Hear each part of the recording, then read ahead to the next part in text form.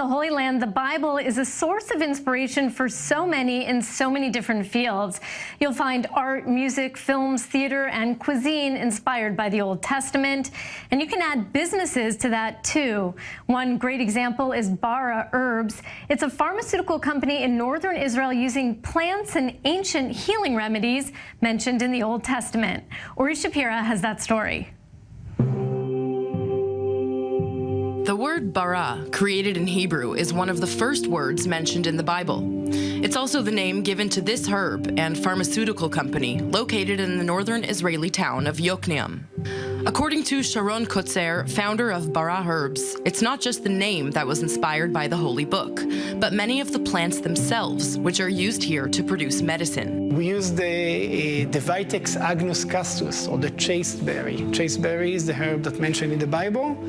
According to tradition, you know, the ram of Abraham was, of Isaac and Abraham, is horns were captured in this bush, and we use the fruit of this bush for different kind of female complaints, to irregular period and for infertility problems. We use the fennel, which is a very common herb in Israel, and we use it as always, as many hundreds of years ago, for any kind of for digestive problem, for flatulence, but also to clear the throat, to clear the lungs in case of catarrh, or in case of kind of inflammation of the upper respiratory tract.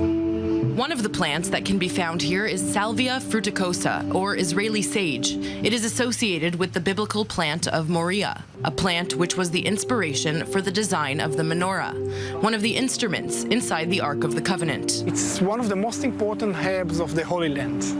Okay, it's going directly to the digestive system, and we use it for any kind of inflammation, flatulence, pain, sometimes for diarrhea or constipation. Until today, it's a very effective plant because it's working quite fast.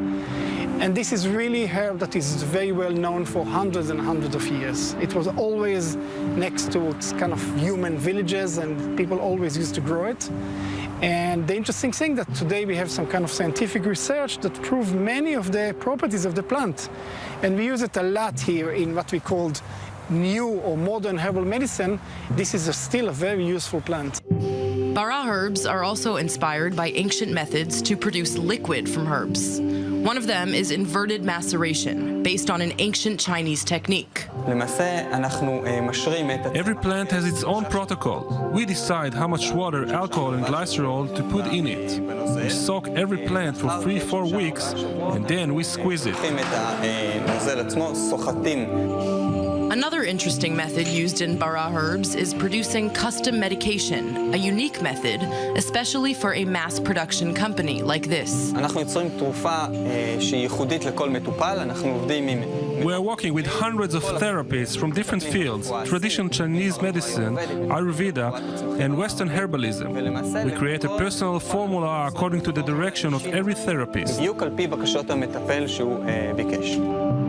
The great Jewish philosopher Maimonides once claimed that a good constitution facilitates the rule of the soul over the body, but it is not impossible to conquer a bad constitution with training.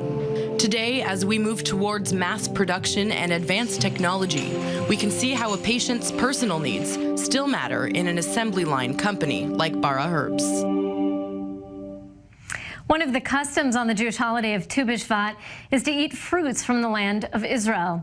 So we thought it was a great time to visit one couple in northern Israel who've rebooted the concept. Если понравилось это видео, ставим лайки, делимся в соцсетях, подписываемся и не забываем поставить колокольчик для того, чтобы не пропустить новых видеороликов.